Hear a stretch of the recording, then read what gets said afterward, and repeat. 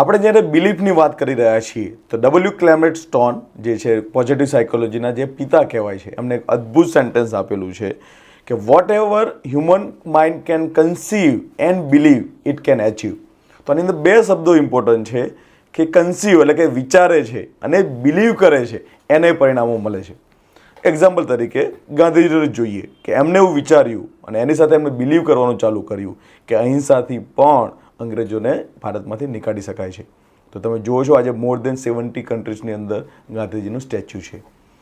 એ જ રીતે સરદારની વાત કરીએ તો 562 રજવાડાઓ, ના તો ત્યારે કોમ્યુનિકેશન ચેનલ હતી આટલી પ્રોપર, ના તો આટલું ટ્રાન્સપોર્ટ હતું, પણ એમને બિલીવ કર્યું કે એકતા માટે, રાષ્ટ્રની એકતા માટે જરૂરી છે અને એમને એ કરીને બતાવ્યું.